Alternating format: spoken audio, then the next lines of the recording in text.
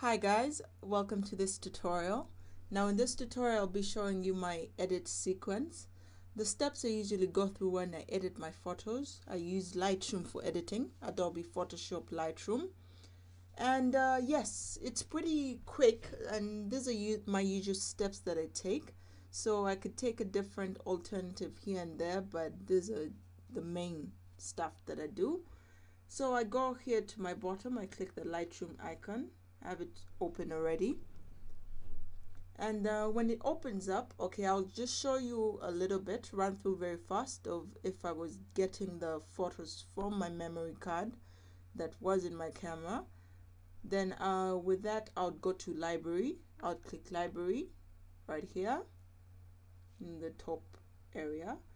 Then I would go to the left bottom side here. Then I would click import.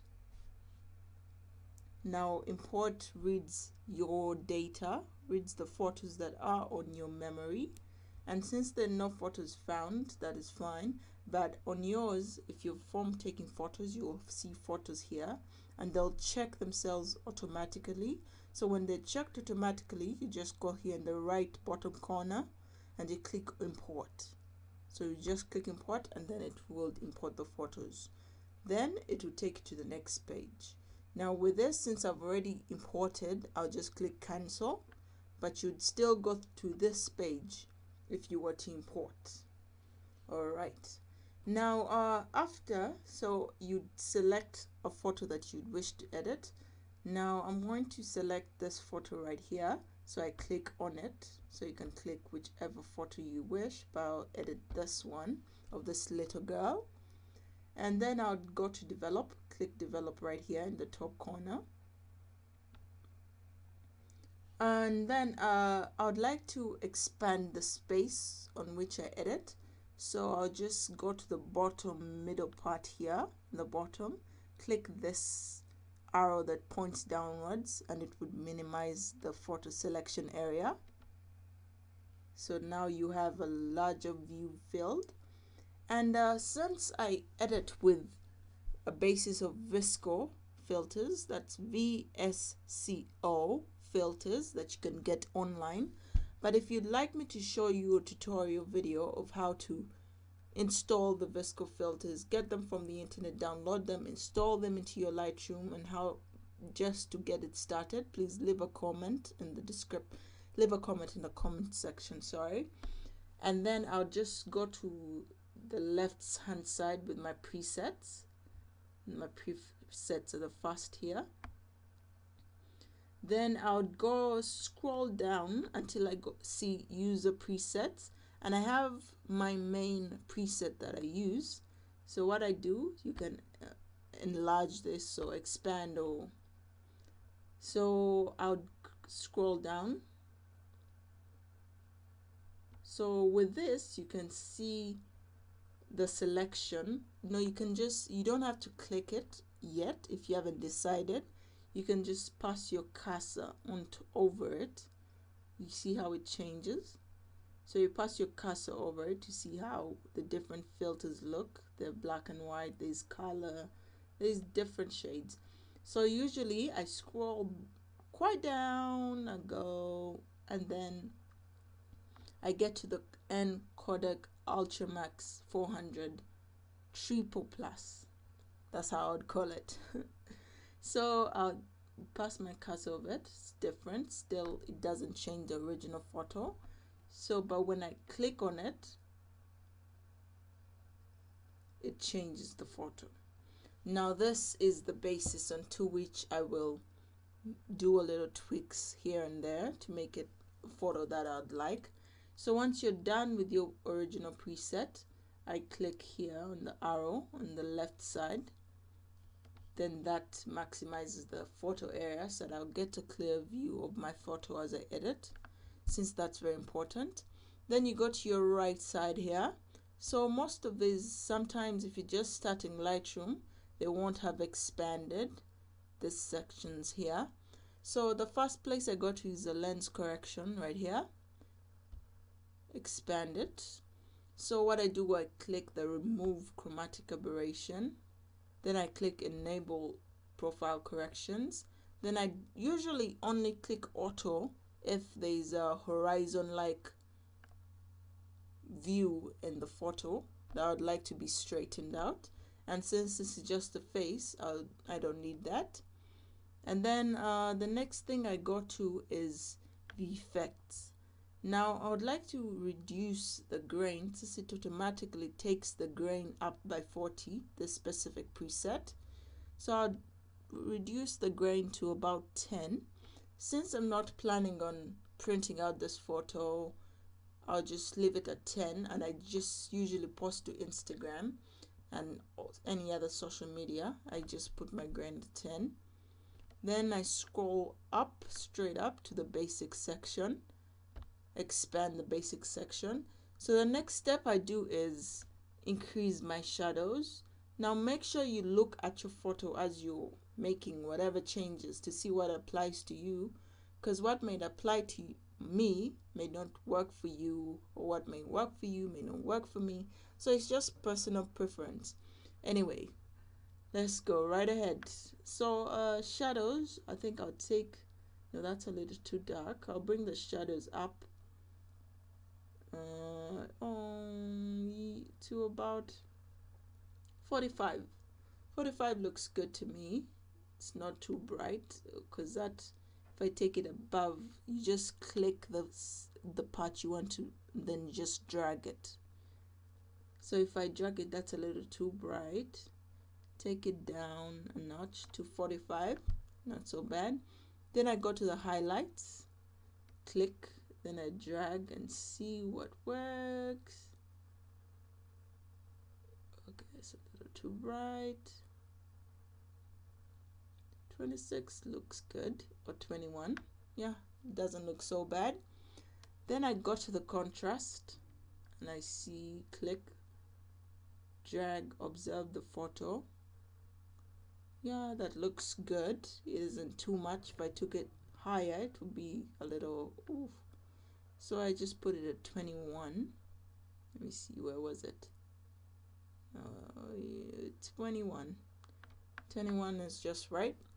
Then exposure, looks perfectly lit, but yeah, I think it's perfectly lit. I don't want it too bright. So that isn't so bad. Should I take it up a little bit? No. Let me just, so you can double click to go back to the center bit. So that looks good. I won't touch that. Then the temperature looks good. So if I needed it to be a little colder or a little warmer, I'll just increase here. That makes it a little colder, then warmer. I tend to like a little coldish to my photos when it's not so warm looking. So let me first click to take it back to the original place. Then I'll take it down just slightly to 4262 because it was at 4500. Then I'd go to the blacks. Now the blacks, I still look at my photo to make sure the photo doesn't end up too dark. So I take my darks, observe. That looks good. That looks good at a 12. Then I go to my whites, observe, make sure it doesn't end up too bright. Yeah, that looks quite decent. Let me take it down a little.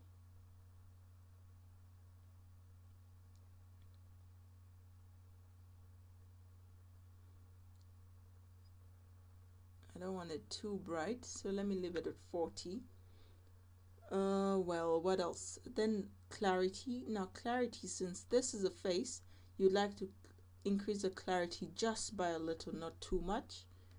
Otherwise you get something like this, and you don't really want that unless that is your thing, but it's not mine. And with that, it was at -15, so I think I'll take it down. I'll take it up just by 10. 10 looks just right. And scroll down. Now go to the tone curve. Tone curve, I just increase the shadows a little bit. Should I? Just a little. the darks. Now I'll increase them just a little as well. Then the lights and the highlights. I usually don't touch these, but sometimes I touch the lights. Just see what's working. That's good. It brightens up the image a little bit. Then the rest of the stuff I usually just leave as is, unless I have more time and a specific photo needs a little more detail. Then sharpening, it's pretty much on the money. The eye is pretty much well outlined, so I won't sharpen that. Then yeah, and pretty much that's it. I add, yeah, I forgot, I add some vignette, just a little, -5. And since I noticed this area of the photo is a little brighter, I can first make sure she's in the center of the photo, since I usually just upload it to Instagram. And you can check out my Instagram if you wish. And I would bring this, just click and drag. Bring it right there. Yeah, that doesn't look so bad. Yep, that doesn't look so bad. So Instagram will chop it a little more, but at least you have her in the center. And so you can choose to edit it from here for Instagram, but you can as well, Instagram will demarcate the areas as you proceed in the process of Instagram. Then since this area is a little bit lighter of my hand, I'll just go to the graduated filter, click it, go here to the area that I wish to make a little darker, click, then drag in one smooth motion. Drag slowly until it's pretty much straight. Then you can just tilt it a little. Now it's straight. Drag it back to get it straighter. Then I'll leave it there. Then you go to exposure area of the graduated filter. Take it down a little. Just a little, so it doesn't look. Then I'll drag it just up, increase the darkness. When you drag from here, it just drags it so it doesn't move it from here. Then I think that looks just about right. I think this area looks a little bit too bright as well. So I'll click graduated filter again, go to the corner and drag that, click and drag, click and drag. Yes, I'll just take that down just a little, maybe click here to expand a little, then click the middle thing if you want to maybe put the area a little different direction. Yeah, it doesn't look so bad. And then yeah, and your photo is finished, ready to export and then import to maybe Instagram or wherever.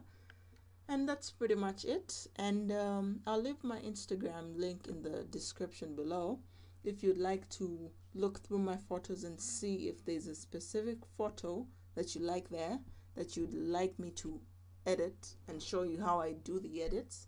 Just leave a comment below that photo and I'll get back to you. Okay, thanks for watching, guys. Please like, comment and subscribe.